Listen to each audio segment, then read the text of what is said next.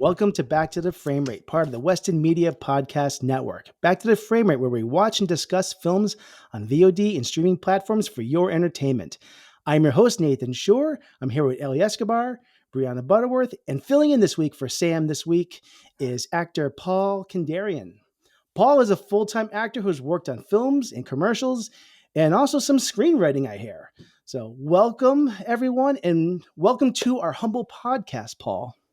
Well, thank you. I'm glad to be here. I was kind of hoping Sam would be here, but then again, I wouldn't be. So maybe it's a good thing he's off in Canada. So. Well, you know what? Since you mentioned Sam, I was going to save this for later, but Sam could not go a week without being represented in some capacity on the show. So, hello, everyone. Sam Cole here. I'm one of the co-hosts of Back to the Frame Rate. You can also check me out on the YouTube travel adventure show. It's called Walks of World. My handle is Walks of World 1981, and I traverse all the far corners of the globe in search of adventure and spiritual enlightenment, and so far I have found none. Paul Kandarian, I wanted to welcome you to the podcast today. You're a very talented actor and a great human being, and I hope you have a fun time. I just wanted to warn you, these people are absolutely crazy. Keep your guard up the whole time. They know no sense of boundaries, especially Eli Escobar. Watch out for her. She is an absolute maniac. Anyway, that's it. I hope you have a great time. And I also just wanted to ask you, you are the definition of a working actor, and you get lots of work, and your career is robust and impressive. And so I just wanted to ask you, and I mean no offense, just out of curiosity, could you tell the viewers and the listeners how you go about finding so much work? And also, what's it like having an expressionless cinder block for a face? Thank you very much, and have a great day. I love you, Sam. I love you so much. It's funny because I always thought Sam Cole had an impressive cinder block for a whole fucking head. One of the biggest domes I've ever seen. I forget what he asked me. Oh, how do I find all this work? I hustle my ass off.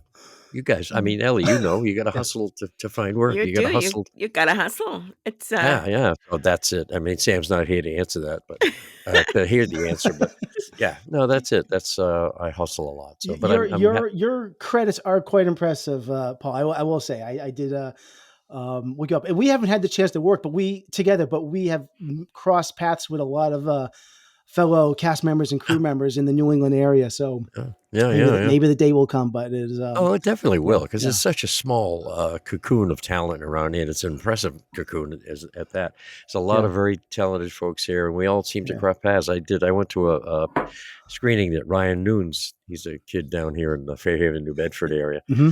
He did put together a little screening of a bunch of films tied into mental health and mental health awareness. And there was some amazing films. I had a film in it that I wrote and directed and was in and all this stuff. And he had one to have to do with chronic pain. And it was very well received. But everybody there I knew of, I've worked with or wanted to work with. So the community around here is nuts. I still can't believe to this day I haven't worked with Ellie. I know. Like, what's up with that? I mean, honestly, we're just going to have to make our own stuff. We're going to have to. And then Nathan's going to have to shoot it or something, direct it. Yeah.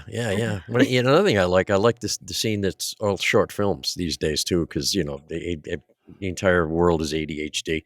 So it's so true. But I love making short films because, you're in and out. I love doing commercials, too, because those are really quick. Do it for a day and you go and you get paid pretty decently. You do. Anyway, that's me in a nutshell. Something I've always wanted to do since I was a wee lad growing up in Seekonk, Mass. And I always wanted to be an actor. Never had the courage to try it till I was 54, 55. In 2007, I got into it. And I've just been playing English balls to the wall ever since. Man, I just love doing this stuff. Love it.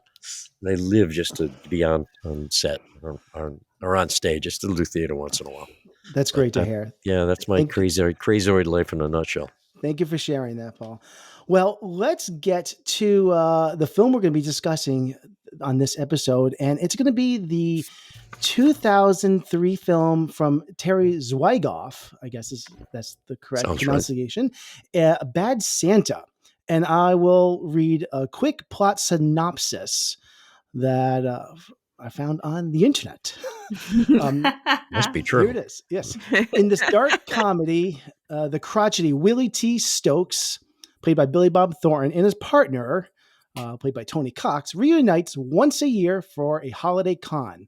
Posing as a mall Santa and his elf, they rip off shopping outlets on Christmas Eve. This year, however, Willie is falling apart. He's depressed and alcoholic, and his erratic behavior draws the suspicion of mall security. But when befriending a small boy brings out his kinder side, Willie begins to wonder if there's still some hope for him. So I am going to just cue up the trailer for Bad Santa here. When it came to holiday spirit, Willie's never had it. It's not real. Well, it was real. I got sick and all the hair fell out. How'd you get sick? I loved a woman that wasn't clean. Mrs. Santa? No, it was her sister. Oh, no. Where's your sleigh? It's in the shop. Where's the reindeer? I stable them. Where's the stable? Next to the shop. How do they sleep? Are you messing with me? There's something about the guy that makes me uneasy. Now, a hopeless kid Wedgie and a Santa nobody liked are teaching each other a lesson. Is that your underwear? Part of it. Where the hell's the rest of it? Actually, don't tell me. I don't want to know. Put your dukes up. You gotta learn to stand up for yourself. Oh, no. Scream at him. Ah! Jeez. He is pathetic. Scream! Be loud! You don't hit in the... What's wrong with you? He's just a kid. I told you I didn't want to do this, huh? All right, so that's part of the trailer from Bad Santa. And I guess the first question I want to ask, what is everyone's history with this film? Is anyone seen this for the first time here? No, I saw it when it came out, but I haven't seen it since then. So it was definitely kind of memory hold for me. Ellie, have you seen this before? Oh yeah. Okay. I've seen it before. I've forgotten some things of it, but I forgot a lot of. I saw this. I was actually working at a Blockbuster when this came out, and I had a chance to see it probably on DVD. I took it home one time, so it's probably been 19 years since I saw this. Now, here's the other question I want to ask. There are multiple versions of this film available. There's a theatrical cut, an unrated cut, and a director's cut. What version did you guys watch to prepare for this? I think I probably watched just the theatrical cut. Okay. I did too. I streamed it. That's the only one I've ever seen. I want to see the outtakes because they got to be funny. I know that there's a couple of special. I love outtakes anyway. But yeah, they're just the same. I watch it every year, sometimes two or three times a year, just because it's so goddamn funny. So much Bad Santa. So much Bad Santa. And it's just so irreverent. I love irreverent humor. I just love it. I love stuff that Paul, you can't. You're the guest. You're the fan of this. I'll jump right onto you here. Tell me, what is it about Bad Santa that you're such a big fan of? Give me your general thoughts on this film. What is it about this film? He's the anti-Christ of Santa's, the anti-hero, whatever. Here, Santa Claus is a warm and fuzzy and fat and bearded and avuncular and then nice to kids. This guy is a piece of shit. And I love that. He just doesn't care. And in the end, he gets shot in the back, 8 times by 8 cops. And he gets really John Wicked. Totally. Yeah, he's getting ripped apart. But he's got that little pink, elephant that the kid wanted in his hand. That was his moment of redemption. When you figure this guy's so far gone down the rabbit hole, drunk out of his mind, humping fat women all over the place because that was his thing. That's not my thing. That was his thing. This guy's beyond redemption. But the little kid who never had a name, he just went by the kid, whose name was Brett Kelly, by the way. Thurman Merman? No, Brett, Thurman Merman. But but he called him the kid. Yeah. He just wanted a pink stuffed elephant, and he had it, and he's laying on the front stoop. He's trying to get the kid, and he puts his hand up down, and you think he's dead. I said, "Oh man, this is perfect," But his redemption was he sued the shit out of the police department. So the cops shot him 8 times, and he couldn't kill him. And so he sued him, got a bunch of money. So I don't know. I just love everything that's the opposite of expectation, because that's all humor is. It's the opposite of expectation. You think one thing's going to happen, and boom, they do the opposite. And this is the absolute epitome of the opposite of expectation. It was so wonderfully done. It was a Coen Brothers movie too, so they're out of their mind. So it's it's all good. What's his name? Roger Ebert. He was pretty stuffy. Yeah. He loved it. Yeah, he loved it. I just like that. You don't know what to expect, and then the totally bizarre stuff happens. And an Academy Award winner, I think she did, Cloris Leachman, right? I think she won an Academy Award. Yes, she was in it. She said, "I'll make you sandwiches." That was her line for the whole thing. Other than that, she just kind of sat in her, droopy stockings and nightgown watching TV. Never did anything. And it was just a perfect movie, perfect comedy movie, dark, black comedy. It's the absolute embodiment of black comedy, and it was terrific. That's why I watch it every year, and then immediately maybe go watch It's a Wonderful Life just to balance things out. So, if you were to give this a star rating from 1 to 5? Oh, 5. Yeah, or if you want to do the Spinal Tap thing, 11. But I apologize. I jumped the gun. B, I forgot to do your movie facts before I was so eager to hear what Paul had to say about this. No, we can keep rolling with reviews. That doesn't bother me at all. We'll just we'll loop them all in. We'll loop them all in as we go. That's fine. Ellie. Yeah, well, we both jumped at Ellie. What do you think? Ellie was so surprised. Ellie get the elf in the headlight look there. Sorry, Ellie. So what I think about the movie, well, I love Billy. I think he's hot. He's skinny. Oh my God. Wow. Yes, he's skinny mini, but I love skinny men. Sorry. No, not sorry. And I really think he's hot. It's like something about him. I don't know if it's the eyes. I think it's the eyes that just grab me. He does have nice eyes. That's See what I mean? See, so that's the only thing I'm going to say. Throughout the movie, I thoroughly enjoy. Okay, can I say the word? I think this is an uncensored episode. Oh, it's gonna be.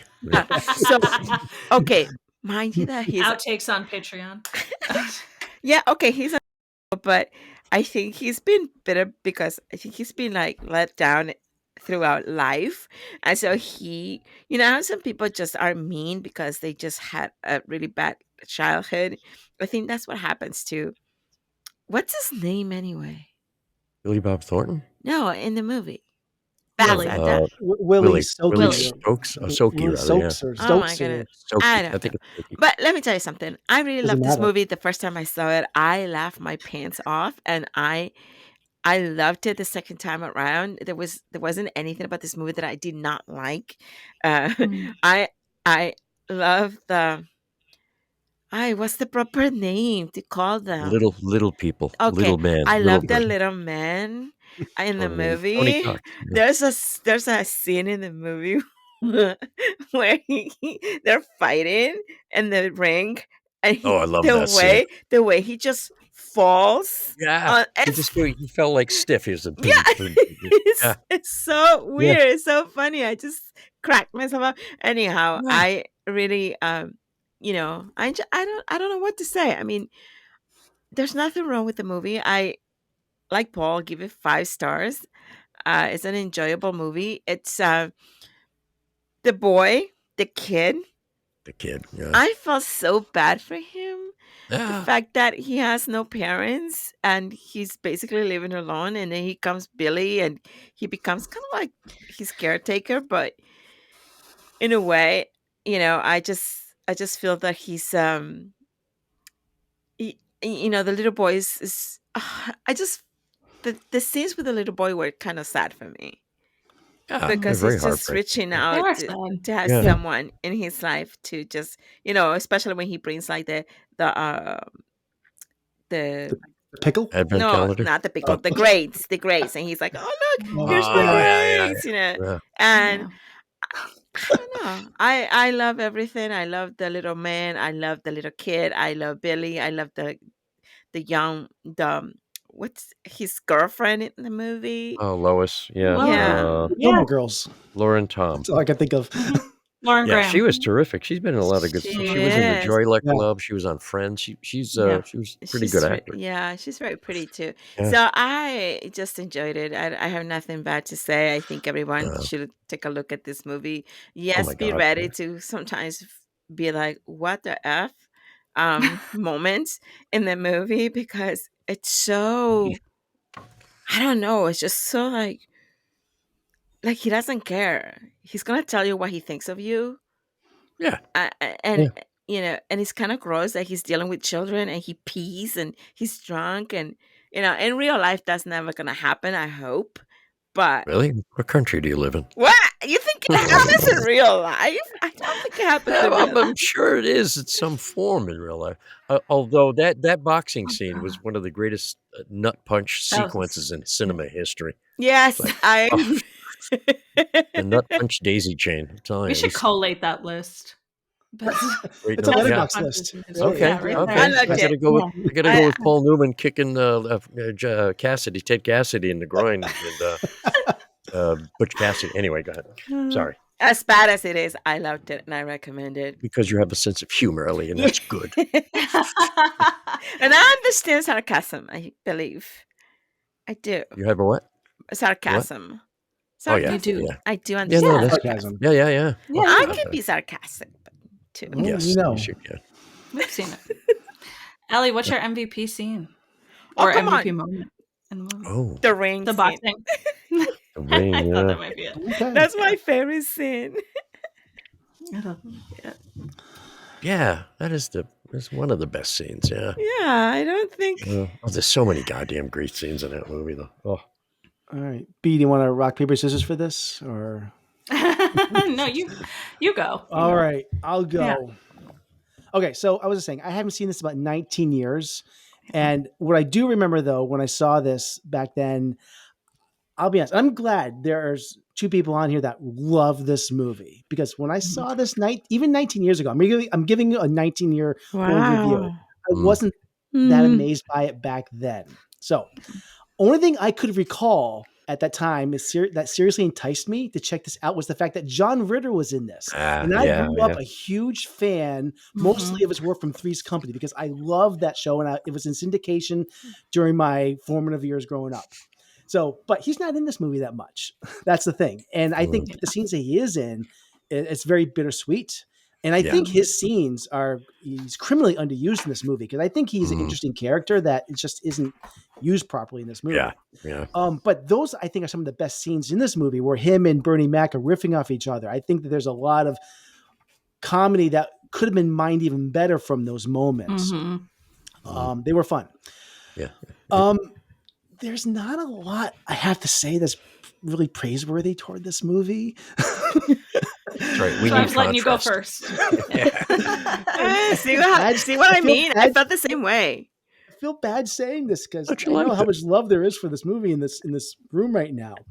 But this story doesn't feel like this doesn't feel like it's a real movie to me. It feels like a movie that your movie's watching. It feels like an idea. Are you kidding? You and I were not watching the same movie, okay? Let me finish. It feels like it's like an elongated SNL sketch to me. Like if you strip away the scenes that meander away from the central plot, there's so many things that meander away. If you strip that away, this would be like a 55-minute movie if you get down to the plot of this. I think that there's so many scenes, like the scene where we have Bernie Mac where he's catching the shoplifting kid. It's a great moment with Bernie Mac. And I think he's good in this. But it has nothing to do with the plot or the scene. There's a really, I think, unfortunate scene that I don't think ages well where Billy Bob Thornton's like assaulted by a homophobic man, where it's, I don't think really is that good. And there's a lot of stuff where he's just being exceedingly cruel to kids. And I get the joke. And it's a long joke. It goes on and on and on. And I found this to be a lot of filler. And it didn't like add to the character. I got who Billy Bob Thornton, who his character was immediately. And I felt like I was getting hammered over the head with the same character notes over and over. Now, also, this is a bizarrely paced film as well. I can't seem to figure out if it wants to be a raunchy comedy where the jokes will come like normally they come fast and furious. I think of the pacing you get with like some early Judd Apatow films like 40-Year-Old Virgin or other R-rated comedies like maybe like The Hangover. I'm not necessarily comparing to that, but I think there's like a kinetic energy to those films that it's racing along. Bad Santa is a slow movie. And it's got this dirgy, depressing, slow spiral down the drain feel to it. And I go as far to say I compare this more to Leaving Las Vegas than any of those other really great R-rated comedies from the early mid-2000s. But Nathan, I think to your point, I think there's the comedies that came out in 2003 like weren't great. Like I don't think this is a great time for comedy. You had Kangaroo Jack bringing down the house cheaper by the dozen. I don't know what else. The first thing I thought was like 40-Year-Old Virgin and maybe Knocked Up and things of that. And that's a different taste. But I'm also just thinking of like the pacing of the jokes. These aren't jokes to me. This is just cruel rants of just people just I don't know. Like erectile dysfunction jokes aren't funny to me. I don't know. This isn't the 90s. Oh, you wait till it happens to you. I'm not saying it doesn't happen. I just think that it's like, I don't know. I think I don't know. The last time I suffered a bout of erectile dysfunction, I laughed my ass off. So it is a funny topic until it's too late. I guess talking about the pace of it. Yeah. The pace is intentionally a little more methodical because if it hit you over the head like a fast-paced comedy, it would be really depressing because then it wouldn't be that funny because there's just a lot of it going on. But if you pace out the dark humor, I think dark humor films and scenarios have to be paced a little bit more slowly so you can savor them. I get that, but that's what I feel like. Is this a comedy? Is this more of a comedy drama? It's definitely a comedy. What did you think it was, Nathan? No, but I feel like I need to. It wants to be a comedy, but I think it really is a drama, or it's something. It's a comedy in the box of a redemption story. Yeah, you know what's really weird? IMDb, I think it had it listed as a comedy thriller. It says, "What the thriller? Hardly a thriller." You know, but it's the most depressing movie I've seen in a long time. Not really depressing movie. Thought it was depressing. Absolutely. No, see, Ellie and I, we love sarcastic humor. I did not find it true, but I'm giving you examples of things like I get like the Judd Apatow movies and Hangover, not all of them are good at all, but I'm just saying, like, I can go for R-rated raunchy movies, and like the Jennifer Lawrence movie that just came out, we both agreed LA was great return to like an adult, like R-rated modern adult comedy, you know. But like, there's some good stuff that when it's done right, that funny jokes coming at you quickly. But I just found this to be not even jokes, but just like slams. People Tony Cox, all he does is just bash and bash and bash. You are the biggest piece of filthy maggot, over and over. Like, oh my God! I have that quote. I have that quote right here. You just didn't like his fat sausage fingers, then. I just found it just fat sausage. You know, it's. Okay, I've gone on. I ranted. You did rant. My point is been noted. So, anyways, I'm giving this 1.5 stars out of 5. Oh. No, I'm out of here. That's horrible. I'm glad to watch this. This is still a fascinating film because there's nothing else like this. It really isn't. I'm not against this movie. It's just, it really is not for me, I guess is what it is. This kind of humor just doesn't really roll off me as much as others, because I don't find these to be jokes. Yeah, I'm with just a you. few moments. I love the moment of the reveal of Thurman Merman's name. I thought, because it's held back until the last moment, he's like, "Your name is Thurman Merman." I thought that reveal was funny because that wasn't like just a slam. There was a few moments like this. The scene with Bernie Mac and John Ritter, I thought was funny, where they're kind of riffing, "Man's a sexual beast" or whatever it was. Ritter's reaction when he goes, he just makes that perfect John Ritter face. Great. John Ritter's great. There's some funny moments in this, which I laughed out loud a couple times, maybe 3 times in this movie. But anyways, okay, I'm gonna hand this over to B before I steal all her thunder. I also didn't love it. I maybe didn't hate it that much, but I really didn't love it. I do think most of it was just not my humor, like just mean-spirited for the sake of it. And I do think the side characters were more interesting and they were funnier every time. Like, I didn't think Billy Bob's whole shtick was that funny, but I did think a lot of what else was happening, like Bernie Mac and John Ritter, was pretty funny, and I sort of wish that had been fleshed out more. And it just, that's what kind of kept me watching, was to be able to see that. But I didn't like it for this other reason, which is maybe a little bit different. That genre, that really specific genre of like grizzled older man riddled with ennui suddenly finds himself saddled with a feisty young person who just like melts the ice around their heart. That's not my movie. I'm not interested in that story. I'm like, what was it, like Susie Q or Curly Sue, that one, the Wim Wenders movie, Alice in the Cities. Like, I just don't like, I don't like kids as a plot device for men learning how to feel emotions. Like, I think that's really boring. So that wasn't going to be my movie. Anyway, but then it also that's why they make pistachio ice cream, because the taste. Speaking of sappy movies, like men seeking redemption through little kids, remember the movie Savannah Smiles? Yeah. Way back in '82. I actually cried watching that movie. This is before I had kids, too. And I must have been stoned, because I didn't have kids and I smoked over a lot.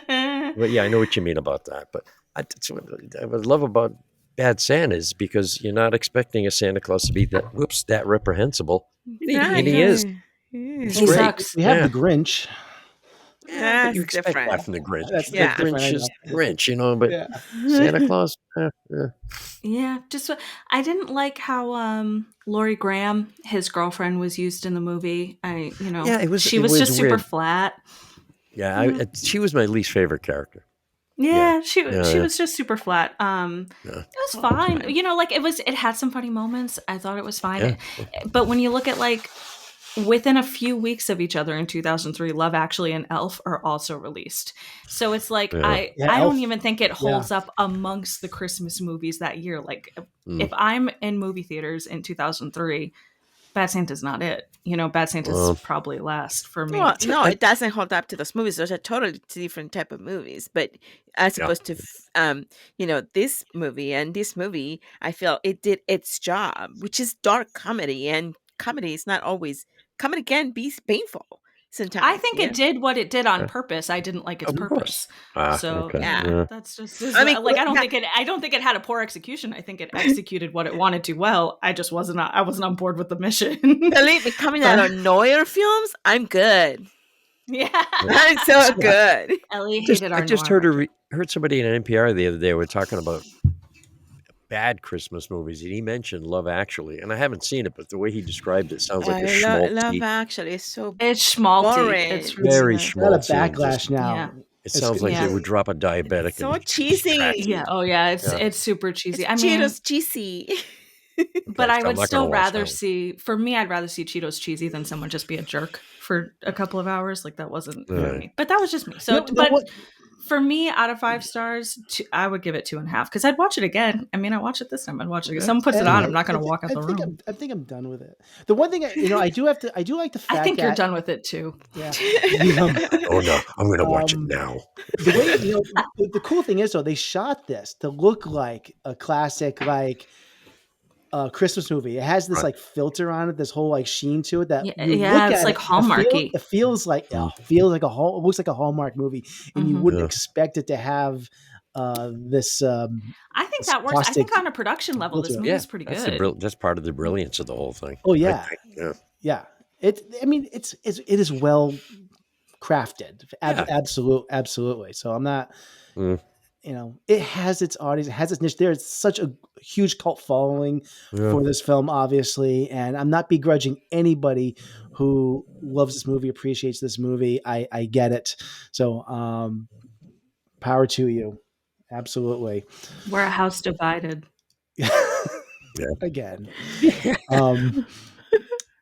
There was nothing I wanted to bring up here. There's one of my favorite scenes. I will bring this up here because there are some things I really did love. I love about this. There was a moment where after they do their heist in the beginning of the movie, where Billy Bob Thornton and Tony Cox, they're at the bar, and Billy Bob Thornton is saying that, like, I'm totally out. I'm going to go straight. I'm quitting drinking. I'm going to go down to Florida. I'm going to buy a bar, and I'm going to bartend. I'm going to marry a waitress. And the next scene, you see him down in Florida behind a bar. He's in a Hawaiian shirt and he's mixing a drink. And then it's revealed that he's just like a low life, and he's just a customer, and he's snuck behind the bar making himself a drink.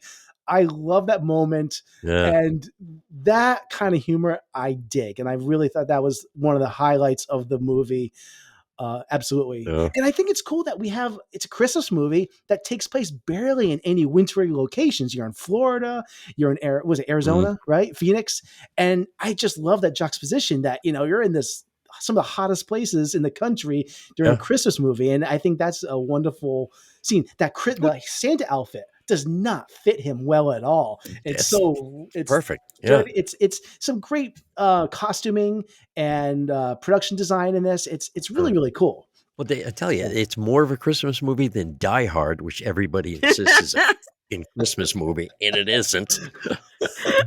Sorry, I get worked up about that. Do you remember what Marcus said to Billy Bob before he left for Florida? He said, if I call you next December, you're going to be so happy to hear from me, you're going to do a goddamn backflip. You're going to put that Santa hat on so fast that you're going to get that burn. Yeah. Oh my God. It's a great line, which you'll probably That is a good joke. It's a great joke. And then they show him behind the bar in Florida, and he's like, well, look, he's got a bar now. No, he doesn't. He's stealing around. Yeah. No, it was great. No.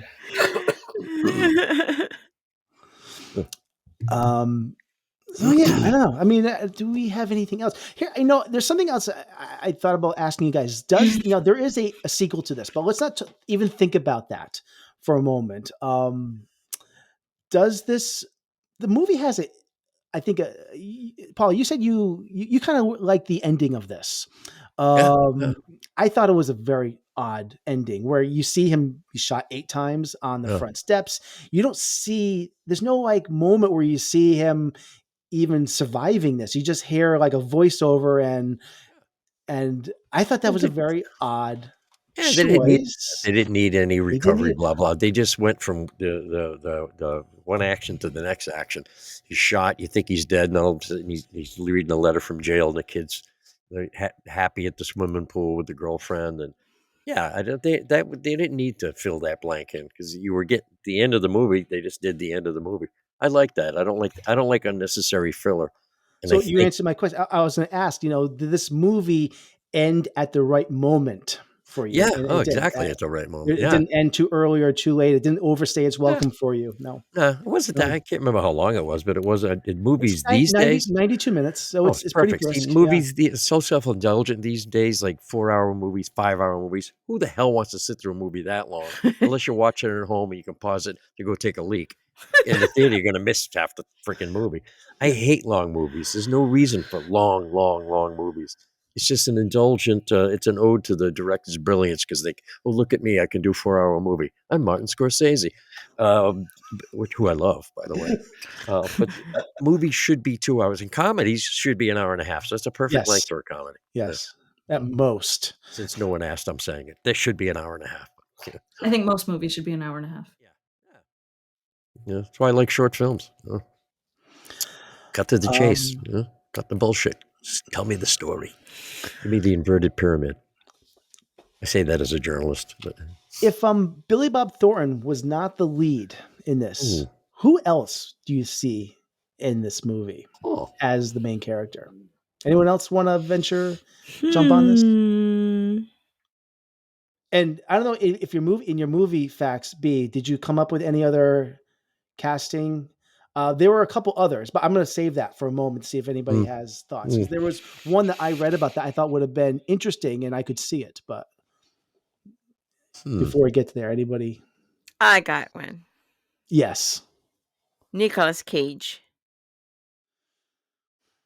Well, he would just shoot up scenery like nobody's business. That's for sure. Yeah. I could see it. I could see it totally. Yeah. I actually think I'd like that. Yeah. I think I'd like that. Yeah. Thank you. So I think it's, I applaud Billy Bob Thornton for having the courage to take on this role. One of the pieces of trivia that I did read that the role was offered to Dennis Leary. I can see that. He's a pretty acerbic, depressive son of a bitch. And when I was thought about it, I think I'd like that more because I actually am a fan of Dennis Leary. And not so much Billy Bob Thornton, because when I actually looked at his filmography, I know, Ellie, you think he's hot, but I looked at his movies, and I had him up here a moment ago, and I realized I'm not a Billy Bob Thornton fan. I'm looking at it, I'm like, man, what do I love of his, what Sling movies Blade. Sling Blade, you can't love Sling Blade. Oh, that's all right. And I love when he talks like this. I feel, I'll admit, I haven't seen Sling Blade probably since 1996. Yeah. I need to revisit Sling Blade. So good. How about a Simple Plan? I have to hold Simple Plan. He's good. Yes. He's Simple Plan is a good movie. Bill Paxton. It was Bill Paxton. Bill Paxton is in it. Yeah. Good. Yeah. But this is 1996, 1997. But the Monsters Ball. The Monsters Ball. I love him in these movies. Gotta love the Monsters Ball.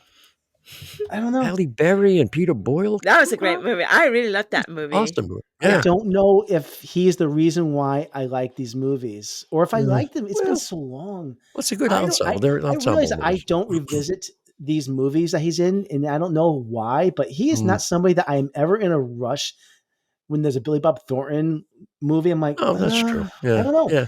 I don't know what it is. I realize that I might not be a Thornton fan. He was a Davy Crockett. How can you not love Davy Crockett, King of the Wild Frontier? Oh my God, he was. I totally forgot about that. Yeah. He dated Angelina Jolie too. Huh? Well, that was a weird phase. That was a weird phase. It was a weird romance. She's I love him. Oh, Octavia Spencer was in that movie for a little bit. Was I she like Octavia Spencer? Was Octavia Spencer the woman that was in the changing room with him? Or was that No, she's one of the prostitutes on the outside. She was a prostitute. She was not because he was like in the big and the big. I was about to say big and tall. We don't ever see who's in there. You never see it, but she's the one that says I couldn't poop right for a week or something like that. Yes, that's her. Oh no, yeah. That's what I was thinking. Like, is this the same woman that was in the dressing room? No. No. Okay. I don't think it was. I could check the cast list, but I don't know. Yeah. He was in Friday Night Lights too, which I never saw, but I heard it was good. TV show. So he's done a lot of stuff. I can't think of this anything I've been like, Bad Santa probably is his most iconic role. Yeah, well, maybe Sling Blade, but I'm trying to think has he really reached greater heights than Bad Santa? I don't know. Not a bad height. It's a good height. Maybe bigger. I don't know. But I don't know. Anyways, I don't know. I guess I'll just mention, if I had to have an MVP of this movie, I think it's just the scene between John Ritter and Bernie Mac. I think they only have like 2 scenes, but I think it's the one moment where I think the movie just kind of has an energy to it that was my wavelength. So I don't know if anybody else have an MVP that they didn't bring up yet. Well, it hasn't been brought up. No, I think the boxing scene is. I roared at that thing, and I know Ellie liked that one too. Yeah, I don't know if that's my favorite scene. It's pretty good. I mean, shooting Santa. Come on, it doesn't get better than that. And I hope that many kids saw that happen. Yeah. That was a great thing. The reaction of the kids across the street, they're looking and go, "What?" They're screaming to watch Santa get shot. That's perfect. I love that. Yeah. Got to learn someday, kid. It ain't a perfect world. Anyway. That wasn't in the movie. That was me. But yeah, the boxing scene I think was my MVP scene. Okay. Well, What, Ellie? What do you think?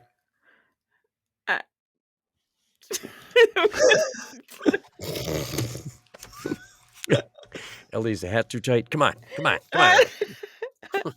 No, can I plead the fifth? Okay. It's fine. Yeah. And B's favorite scene or MVP scene? Did you already say it? Oh, well, I thought. Wait a minute. So for me, I do love the ring scene. I really do. That's like my favorite. But if I had to pick another, okay, I know this is, but I really enjoy when he beat the shit out of that kid. Yeah. Oh yeah. Oh yeah. I am like, yes, go for it, do it. Yeah, I really do. That was so. Actually, the following scene I think is really good, where he's talking to Tony Cox, and he says that he's turned a corner, and it's like his redemption moment where he realizes that he thinks he's on the right path because he beat up some kids, and it's a great character moment for him.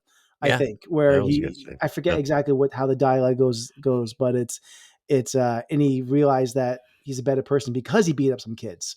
Yeah. And that was a good moment for the movie. Yeah, for sure. Yeah. I was really excited about that. Yeah. All right. Anything else? I think this, before we close the book on Bad Santa, I want to circle back around. B, was there any other information about the movie that did not come up that you researched, or are we good? Nah, I was just going to go over some of the basic production, top line stuff. So I think we're fine. It didn't make. I was fine with not learning more about Bad Santa. Okay, all right then. It made $77 million worldwide, which is not a colossal sum. It's $128 million today. So I mean, it's good money. So it made money. Did anybody see the Bad Santa 2 though? Right after? No, because I hate sequels unless it's Godfather. Yeah, absolutely hate them. I cannot watch a sequel. Jaws, I love. Favorite movie of all time. Jaws 2 suck. And I just saw the Shark is Broken in New York. The second to last day of the run. That was really good. That was, and it's a great play for actors because it shows actors, commiserating about acting, waiting around on the boat. This sucks, blah blah blah. And I can't remember who did what. But the Dreyfus character was phenomenal. Ian Shaw wrote it with somebody else. Ian Shaw is Robert Shaw's son. The very last scene of the play was Ian Shaw doing the Indianapolis monologue. And so I'm sitting there, and I think everybody else was just reciting it along with him because everybody knows that monologue. It was a really great play. So anyway, that's neither here nor there, but it's a great piece of work on Broadway. Neither here nor there, not anywhere. Oh, that sounds familiar. All right. Well, I think we can close the book on Bad Santa. Thank you for this enlightening conversation. So before we continue, we just want to thank everyone for tuning into the show. Your feedback on our discussion of Bad Santa means a lot to us. And if you agree or disagree with our opinions on the film, we'd love to hear from you. You can email us at backtotheframerate@gmail.com or connect with us on Facebook, Instagram, Threads, or TikTok at backtotheframerate. Your support is greatly appreciated, so please take a moment and leave a rating or review on Apple Podcasts, Spotify, or your preferred podcast app. We highly recommend you subscribe to our newsletter, Frame Rate Monthly. This newsletter is packed with details about our podcast, including what we're currently watching, upcoming discussion topics, interactive polls, and other engaging content. To subscribe to our newsletter, simply send an email to us at backtotheframerate@gmail.com and be sure to include newsletter in the subject line. Words are hard tonight. Oh, man. The December issue just got sent out probably by the time this episode drops. So, all right. So next up. Can you say that in one breath? I probably breathed a little bit. Who knows? So we are going to head into our recommendation shelf. Sir. What? Are either one of these any good? I don't watch movies. Well, have you heard anything about either one of them? I find it's best to stay out of other people's affairs. You mean you haven't heard anybody say anything about either one of these? Nope.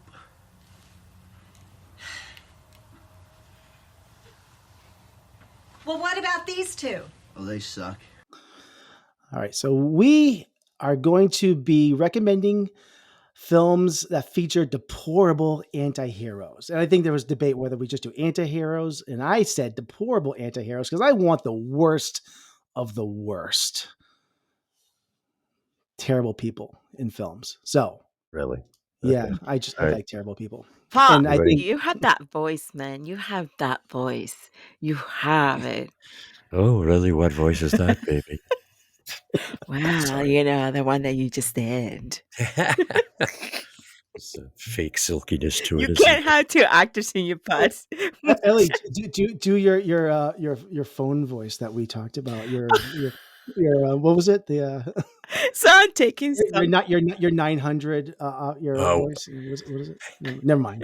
1-800 1-800 SEX. I do it in Spanish. He has another In career waiting Spanish. for her. I'm Mira, telling you. Yeah. si quieres un poco de amor, ven aquí, te lo daré. Bésame mucho, mucho, mucho. Oh.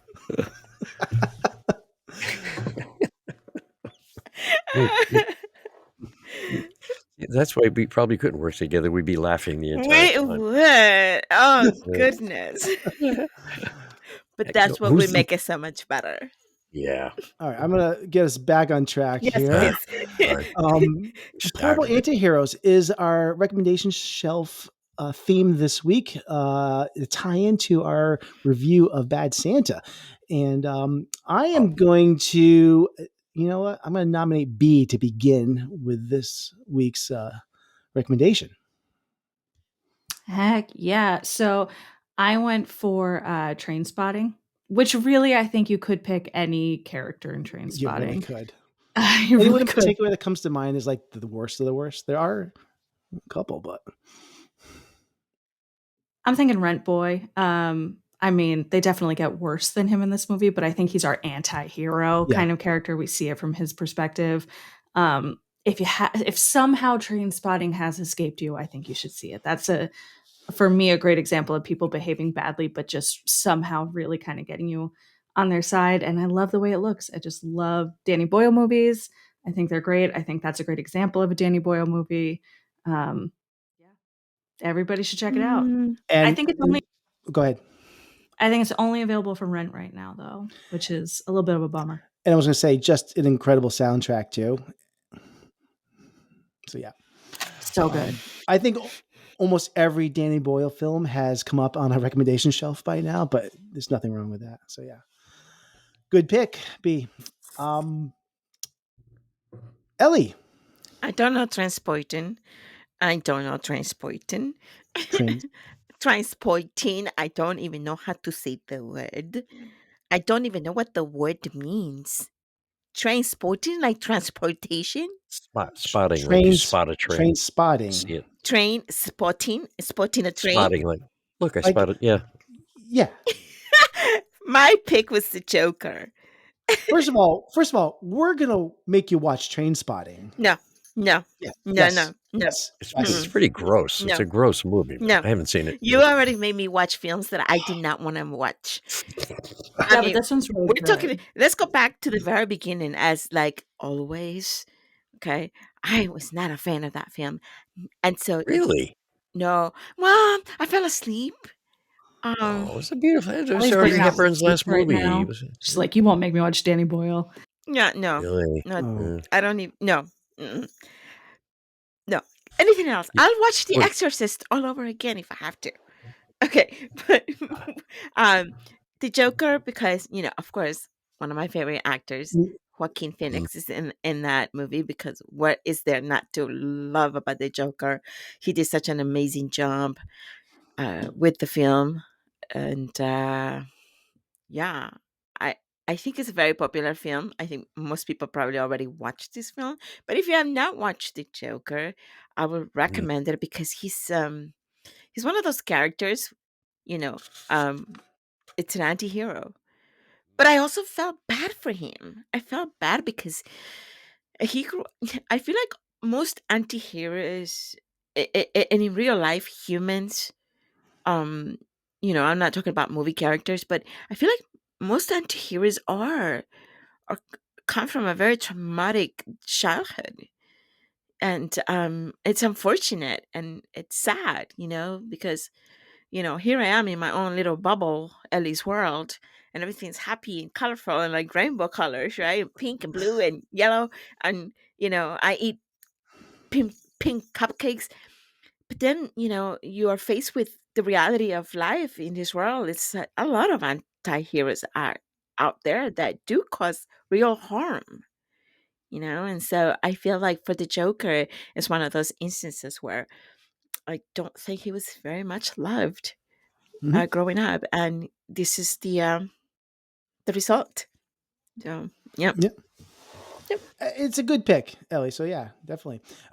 Joker is streaming on Max and Prime Video, so a couple places where you can get it, can see it. My pick, let's see, this week for Deplorable Anti-Heroes is I'm going to mention the character first. His name is Louis Bloom, and as brilliantly portrayed by Jake Gyllenhaal in the 2014 film Nightcrawler, directed by Dan Gilroy. Yeah.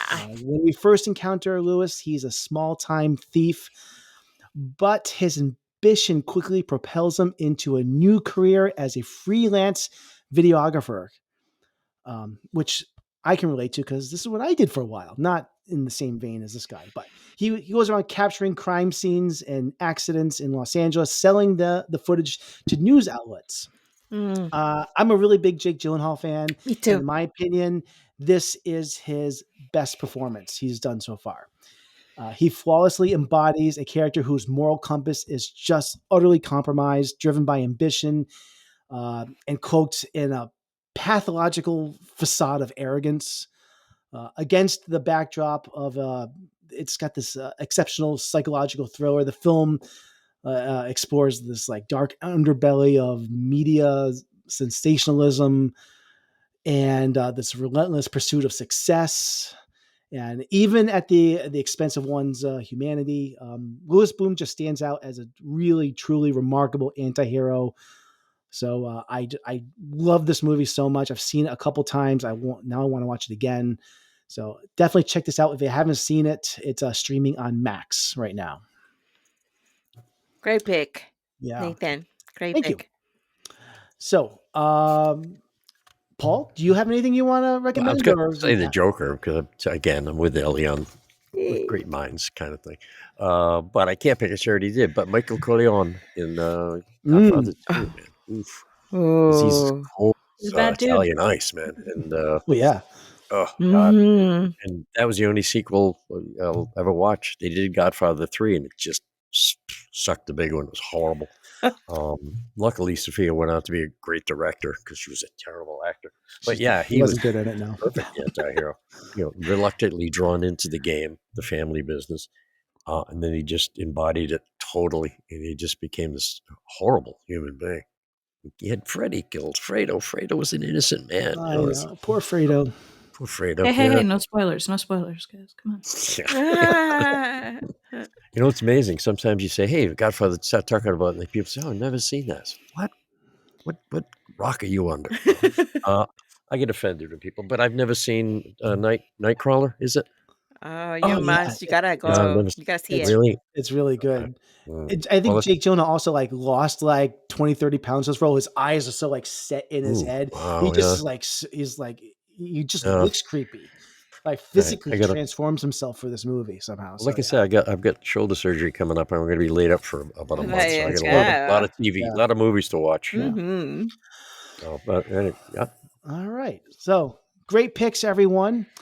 Last thing we're going to just cover tonight is our movie musings. And this is the part of the show where anything we want to plug or mention with our life in movies or TV shows that we've watched over the past week, or anything that we're looking forward to seeing that's coming to the theater or streaming on VOD. This is the opportunity where we can just mention it.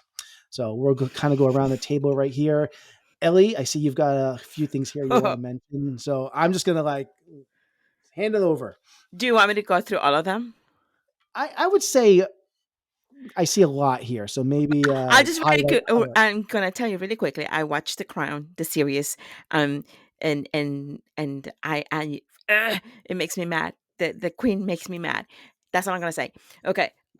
Squid Game. I thought I was watching the Squid Game series again. This is like the contestant game show that we're talking about. Right? This is It new. wasn't until they get shot that I realized this isn't the same idea from before. So the actual Squid Game series season 2 is coming out, I think, in December. But this is the whatever they call it, real reality show. Didn't Yeah. like it. Don't care for it. It's lame. So okay. Yeah. Okay. Why? You have a question? No, okay. Go ahead. Go No. ahead. So it's the sort of the same. You've seen the Squid Games, I'm assuming. I saw the TV show that came out like 2 years ago. Yes, and so it's based off of that, but it's the reality show, and I don't like it. I don't like it because it's just, just if they're not gonna kill you in the show, then I don't care. So just so that nobody gets confused, there's this Squid Game, which was a dramatic series, which came out in, I think, 2021. Yeah. There's a new show called Squid Game: The Challenge, which is a reality competition show, which just got dropped on Netflix, I think, within the last week or two. Yes, it did. So I have no interest in this either because I don't do any reality TV. No, I don't do reality TV either, except for maybe Selling Sunset. Because it's Selling Sunset. Come on. Anyhow, and I love the Selling Sunset clothes. Anyway, Squid Game, Escaping Twin Flames. Oh my goodness! I watched 30 minutes of this then, and I had to switch it because I don't care. I powered through, Ellie. I powered through for both of us. Did you? B, you're better. You're a better person than I am because I thought it's like, what is this? This is boring. I don't really care. So these were the most Tiger King cult leaders. I was like, who would fall for these people? They suck. Oh, I don't know anything about this. What is the premise of Escaping Twin Flames? Oh, go ahead, B. Say it. Tell it. Because I'm not. It's essentially a cult that was started like almost like a pyramid scheme scam where some guy was like, I can get you to find true love. True love's a business and I'm with my soulmate and we can get you to be with your soulmate twin flame person. You just have to buy all this stuff and take all these classes and do all this pseudo therapy. And it was like a lot of it was done over Zoom and it was just weird and you feel bad for anyone who falls victim to people will anything, fall for that. Like, they really do. Like, why? No, thanks. Yeah. Okay. And then, so I'm just gonna say, Fry Bread Face and Me. Okay. Shout out. I'm gonna do a shout out to Billy Luther. He is the writer, the screenplay. He wrote the screenplay, and he's a director. He's a Native American independent film producer and director. He's made several documentaries and short films, and he belongs to the Navajo Hopi and Laguna Pueblo tribes. And Fry Bread Face and Me is a coming of age film, and it explores the Navajo heritage and the struggles of a young boy finding his identity. So why I love this film, and Billy, if you hear this podcast, man,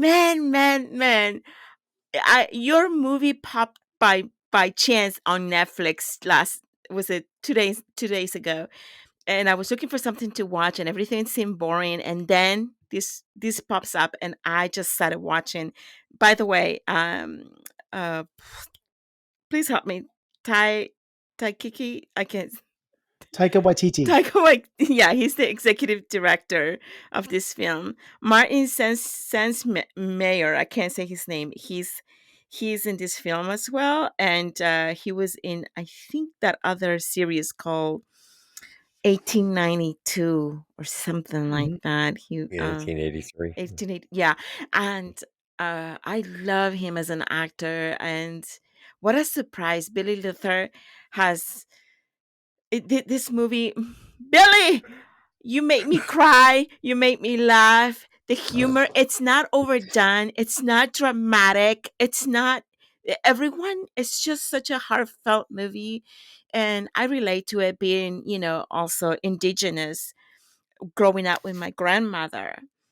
Um, Everything in this film reminded me of when I was a young girl, like the boy in the movie, and spending my summers at my grandmother's house, just, learning things about our heritage. She would sit for hours. She would do my hair. One of the things in the film, one of the lines in the film that the grandma says, by the way, the grandma speaks in Navajo to the young boy, and they don't translate that into English. So there's subtitles at some points, but not when there's interaction between the grandma and the young boy. And I think I know why that is. And I think it's marvelous that they didn't translate, because you don't need to.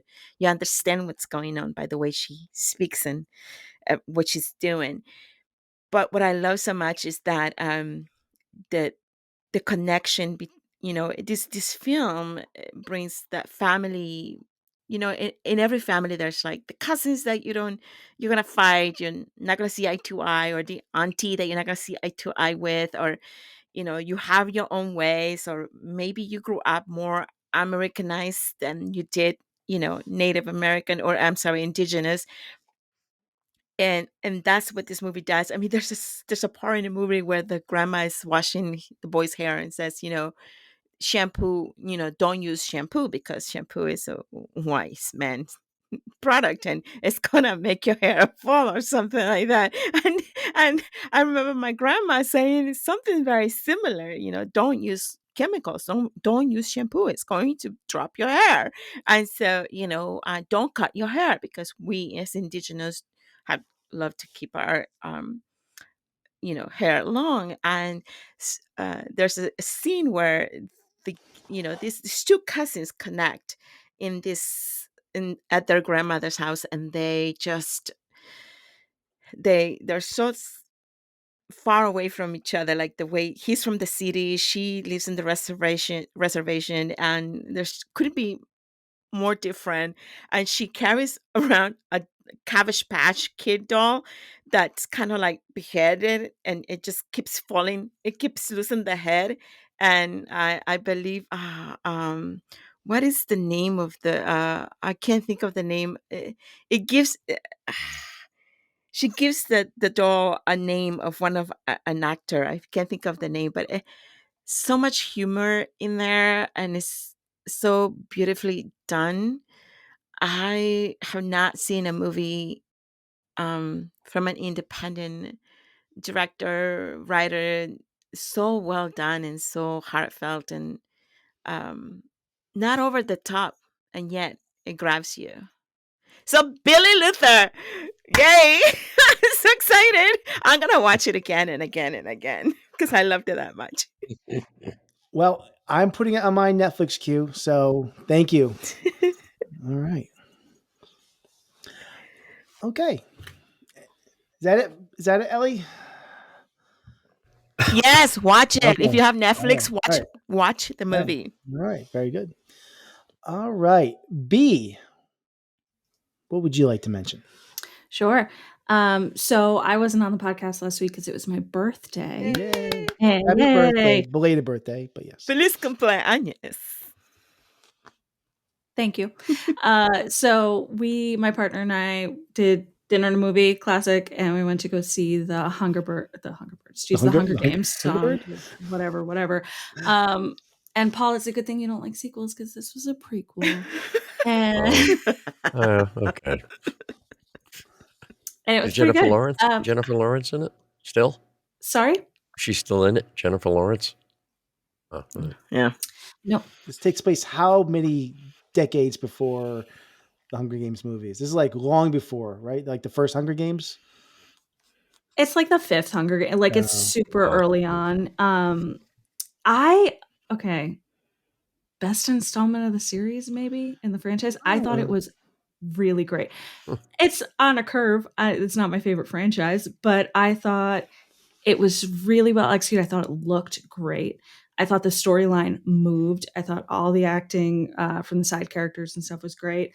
My one issue with the movie is that, and this might be a little bit of a hot take, I don't love Rachel Zegler. I don't really know much about her, but everything I've seen her in, she sort of overacts. Like she has this very stage way of acting, and I just really didn't buy her as some like pseudo Appalachian person from a mining community. So to zoom out a little bit, it's sort of telling the story again of someone coming from a poorer district to fight in the Capitol in the Hunger Games. It's interesting to see the Hunger Games when they're still really early on in their inception. You see some of the technology and stuff they're using kind of failing. The sets are a little more dystopic. I do think it's the most dystopic and apocalyptic kind of Hunger Games that you see. But I just don't super buy her as the lead. But there were moments where she was really great, and they make her sing a lot. And if you do that, it's just magic because she has a beautiful singing voice. So kind of won me over with that. So I thought it was really good. I thought it was better than the original trilogy. So, and then I went to go Quadrilogy. That's too many. There were 4 of them, right? They broke up the 3rd book into 2 movies. So, yeah. Anyways, go ahead. No, that's true. I forgot about that. Yeah. And then I went to the theater again to see The Holdovers, and I thought that was just like a warm hug of a movie. We had been excited for that one, and I thought that was really great. And also just kind of an unexpected love letter to Boston. It was so fun to watch them just sort of driving around in the winter in Boston. That just felt really, there's something kind of romantic about it. And I thought it was really pretty beautiful. Yeah, that was my week. Yeah.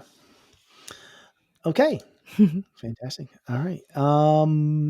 So I will say I also saw The Holdovers last week, or actually probably a couple weeks ago. I didn't get to mention it on the last week's show, but again, I loved this movie.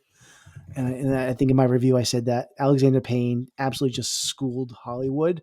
This feels like a lost 70s classic to me. I love how this movie deals with grief. Currently, I've mentioned this, I think, a few times in the podcast. I'm in the midst of a Robert Altman retrospective, and I just finished a few of his early films, like MASH and McCabe and Miss Miller and The Long Goodbye. And Alexander Payne has made a movie that I feel is spot on with the aesthetic of movies made in this era. It feels like a movie that could have been produced. The way he shot it looks like it was made in the early 70s. I think this is also a career-defining performance for Paul Giamatti. It is, and that's saying a lot because his other movie that I think is incredible is Sideways, and just him reuniting with Alexander Payne. This was right up there with it, maybe even better. It was a wonderful performance. My other note I'll just mention here, society screwed up when we said goodbye to 70s hairstyles. Absolutely.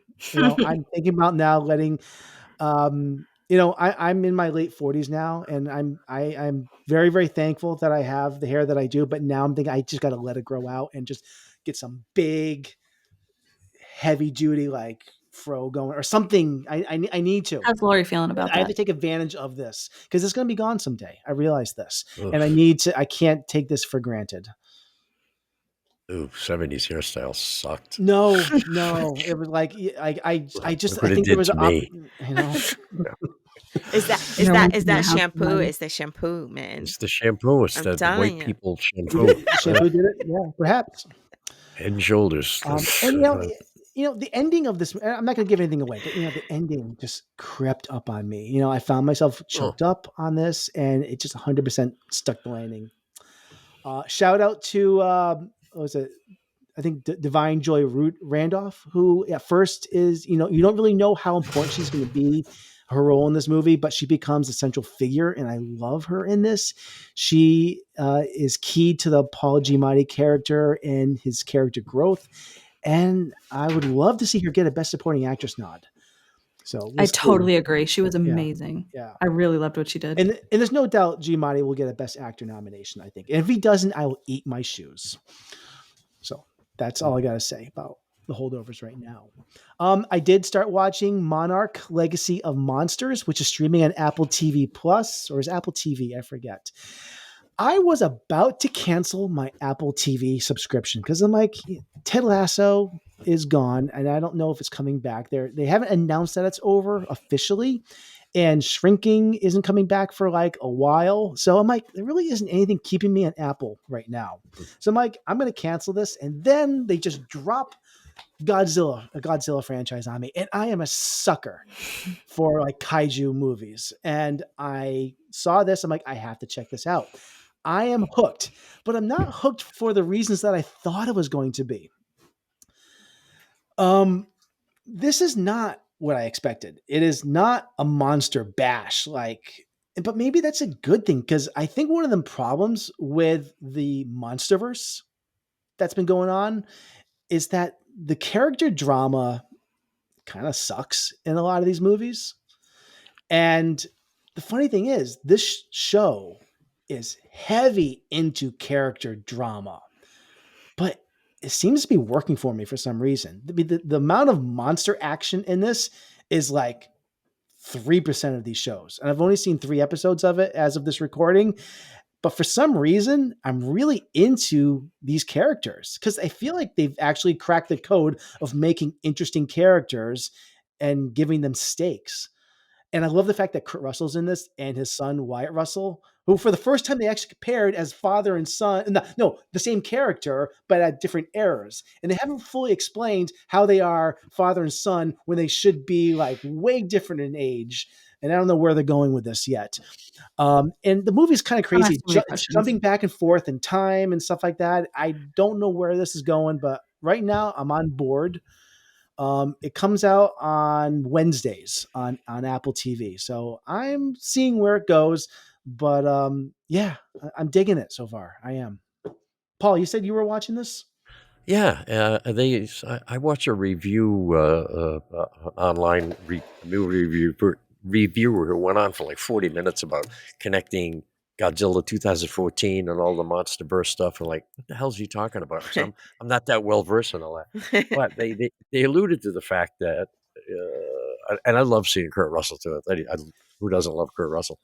But he's got to be 90 in this thing, not in real life, but he looks pretty damn good for playing a 90-year-old. So that's a little, you got to kind of suspend disbelief on that. I think they're going to explain that because he clearly is not 90 in the show. And they actually called it out. Some character says, shouldn't you be like in your 90s? Yeah. And he said something about he got good genes or something like that. They're going to, that is a thread they're going to come back to because there's a reason for that, I think. But I liked how they used the father morphed back into the son or vice versa, right? And you can see, I mean, they get the same jawline and everything. And Kurt Russell is Kurt Russell, and his son is not as good as his dad. No, but he's pretty good. But I saw 3 episodes. I'm gonna watch the last one, and we'll go from. Well, I think it's 8 episodes long, the whole thing. Oh, is it? Yeah. It ain't ending for a while. Oh, yeah. Altogether, there will be 8. Yeah. And the last thing I'll mention is I finally did catch up with the latest MCU installment earlier this week. I think I have more to say about my feelings, and that's, of course, the Marvels. I think I have more to say about my feelings as a whole. I don't know. I have really mixed feelings about this because, I've been watching these movies for 15 years. And again, I feel like, what do I have to say about this that hasn't been said 1,000 times all over the internet so far? I found this movie to be very mid-tier Marvel, but I guess what I want to say is that I found this to be a chore getting out to the theater to see this. I haven't missed a Marvel film in the theater since the MCU started. Yeah, I'm explaining. Going back to Iron Man, these were events that for me, I could not miss in the theater. So the other night when I knew I had the opportunity to head to the theater to see the Marvels, I knew that it wasn't performing well. And there wasn't going to be that much more time remaining for me to see this if I didn't see it a few days ago. And I'll admit, there were other films last Friday I was eyeballing, such as Napoleon, which I'm really eager to see, or Eli Roth's new film Thanksgiving, which I really want to see as well. And it's also just, that time of year where there's just a lot of films that we've been waiting that are being unloaded into the theater right now.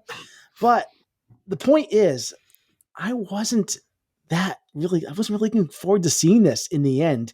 And a night where I had the chance to see something, I went to see a movie that was probably like the fourth thing that I wanted to see that night. And well, that's on you.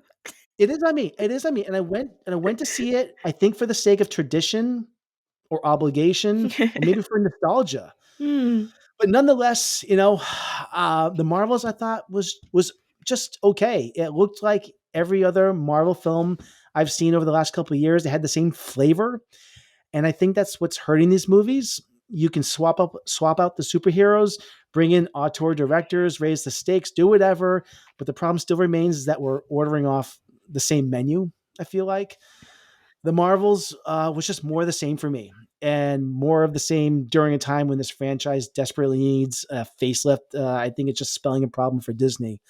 So there's nothing wrong with this movie at all. It is a completely competent superhero movie with really good performances, but the problem is it's just more of the same, and that is becoming to a point where it's just not good enough when it's the same good superhero movie.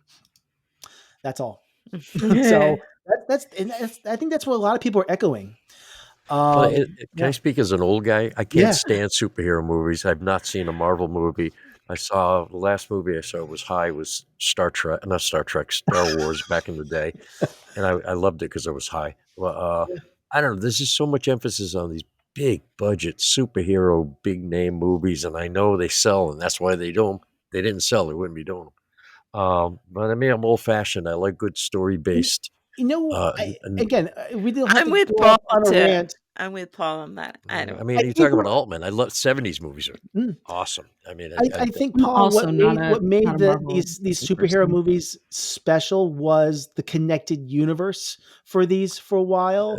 And again, I understand that these aren't your things, but I don't think these movies would be anything if it wasn't for the fact that for a while, all these movies you had, I won't get into it. Like all these phases of the Marvel Cinematic Universe was building. You had all these Iron Man and Guardians of the Galaxy and the Hulk and all these characters and all these standalone films building toward one thing coming together, which has never been done before ever.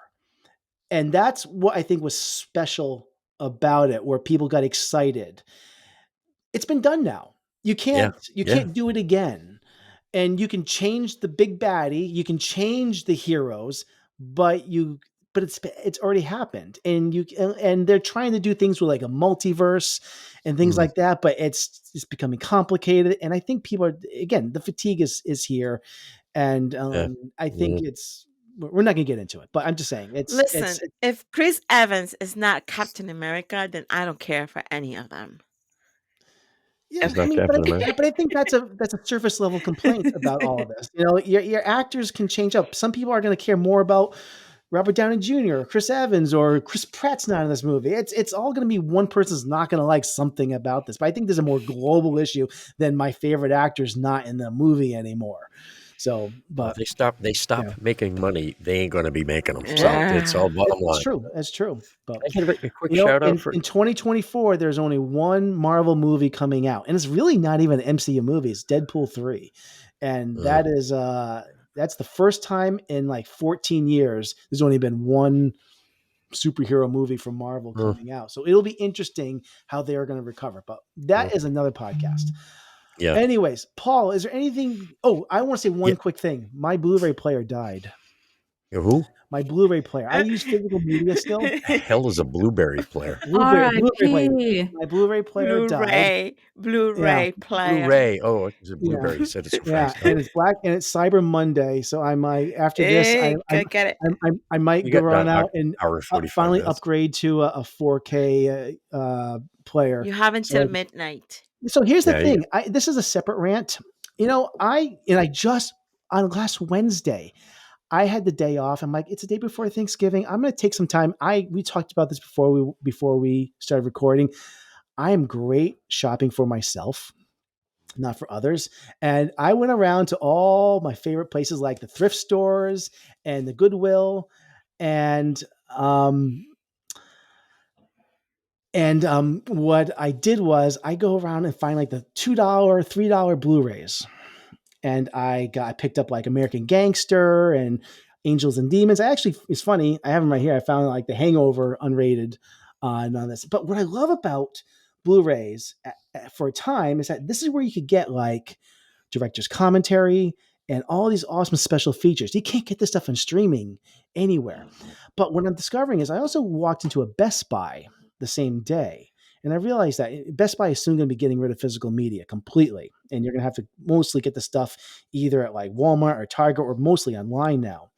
But Blu-rays, new Blu-rays, and they still do manufacture Blu-rays, they don't have special features anymore.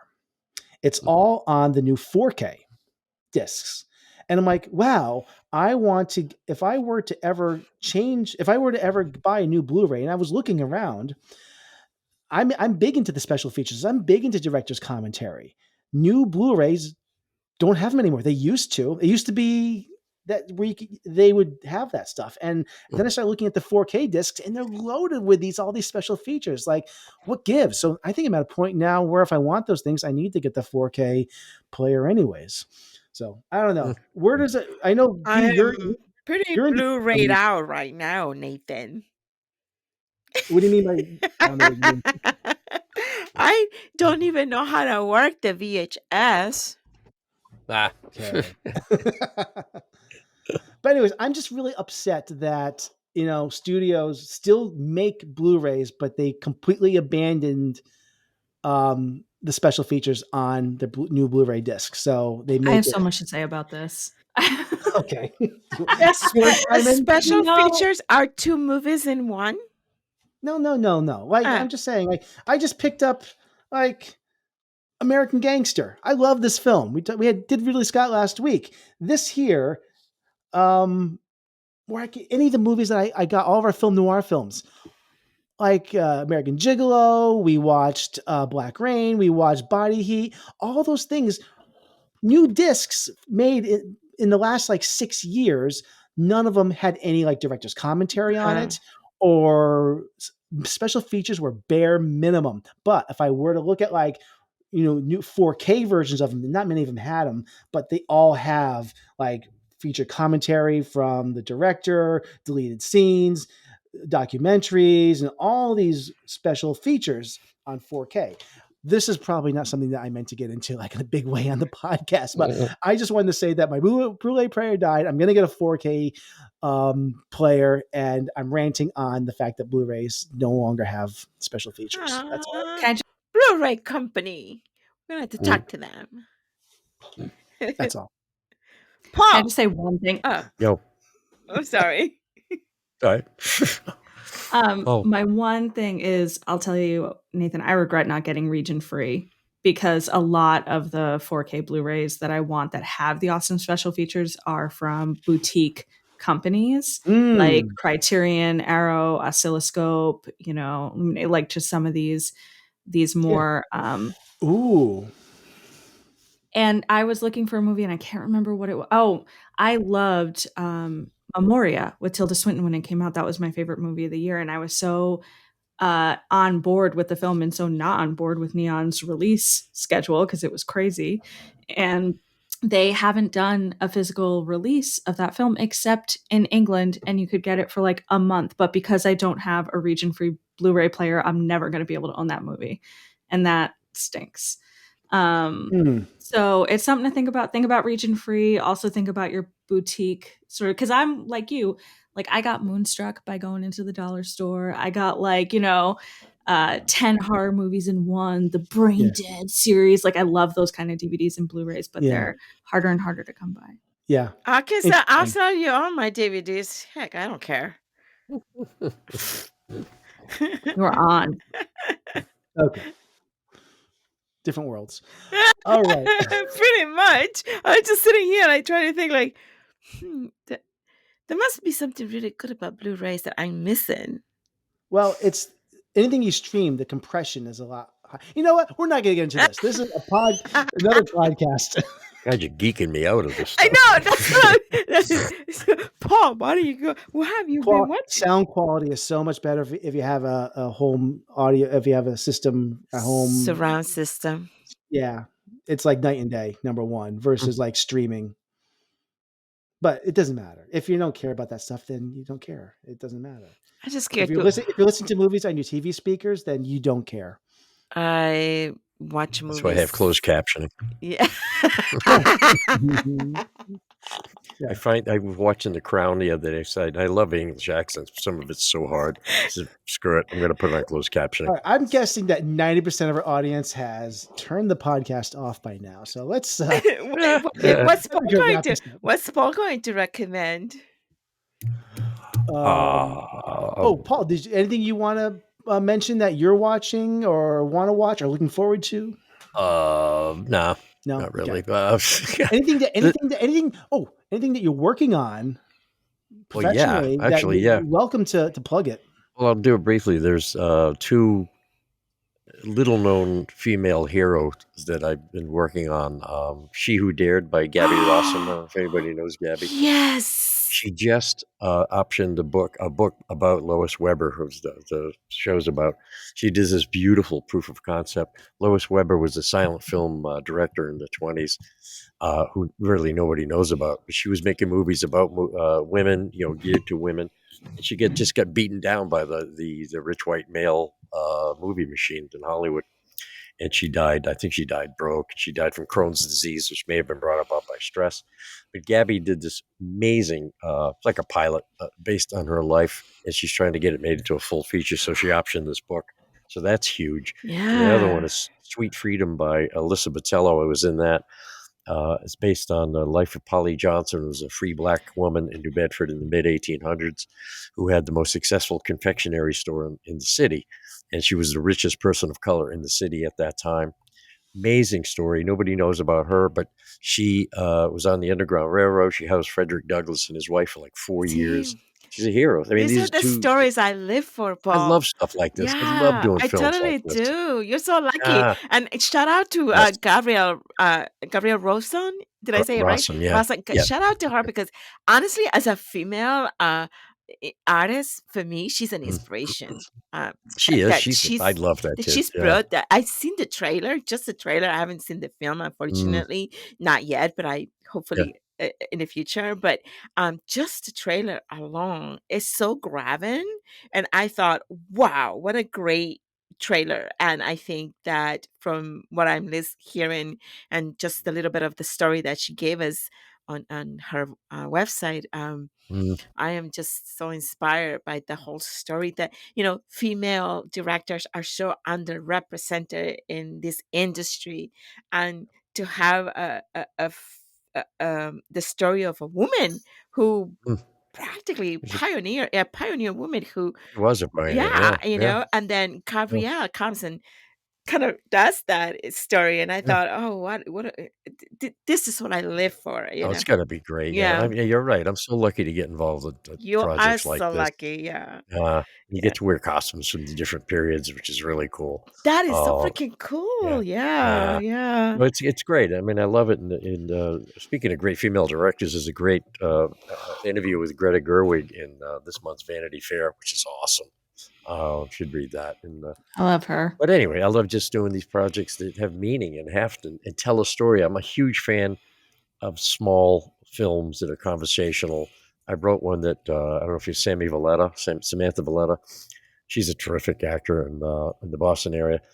I wrote it just for her and I. It's a two-hander. It takes place in an airport lounge. We're trying to get it funded now. We're trying to find an airport to film it. It just takes place in a lounge, and it's just two people connecting. And the theme of it is it's a grieving kind of thing. We're missing stories like that. We're missing stories like that. I think. No, that's why I write stories like that. Because they say if you want to be in a movie that you want to be, you have to write it. Write the shit that you want to be in. Yeah. So if I'm a writer and an actor, I can kill two birds with one stone.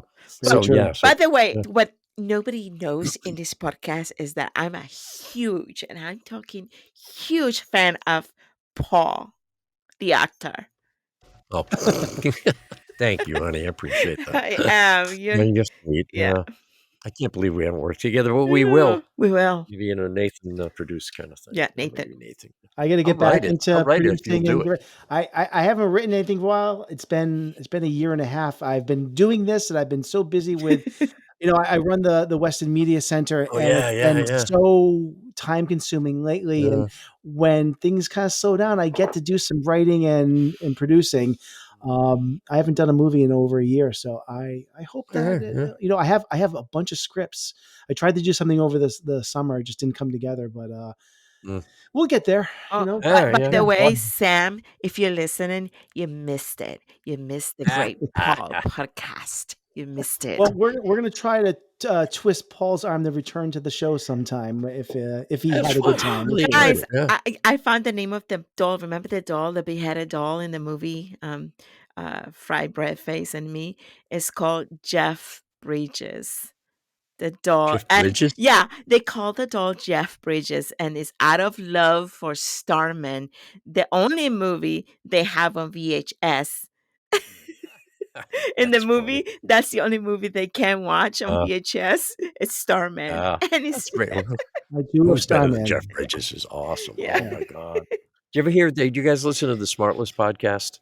No. Oh, it's so good. Oh, it's one of the biggest podcasts out there with Jason Bateman. We Bateman. don't plug other podcasts in the podcast. Jason Bateman, Sean Hayes, and Jason Bateman. What's Jason Bateman? Yeah, it's called Smartless. Smartless. It's Jason Bateman, Will Thornton, Jesus, Forte? Will.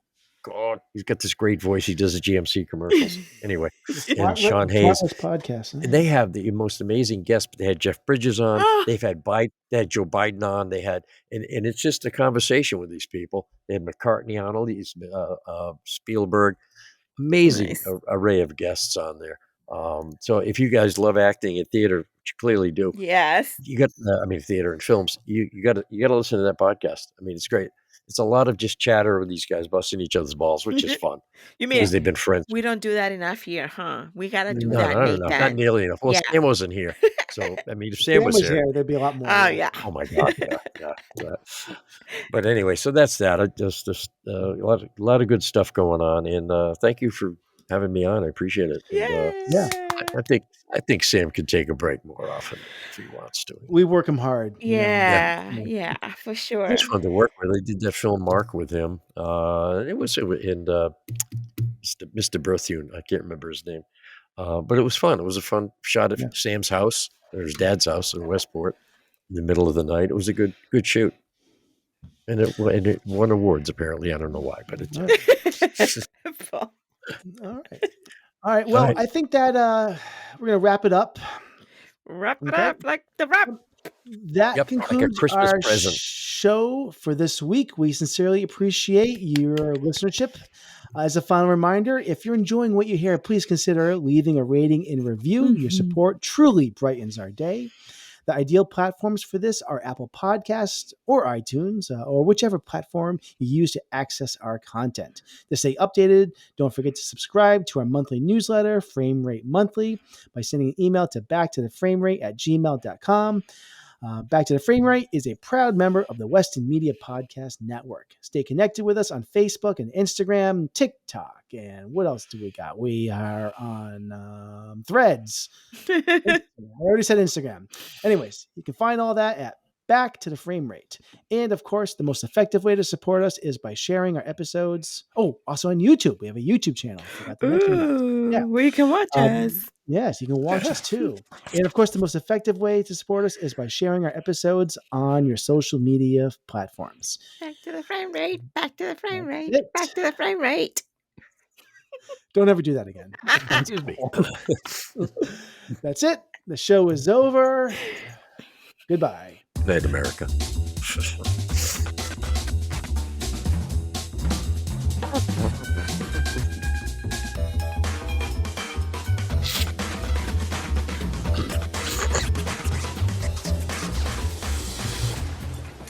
I want you to know it's over.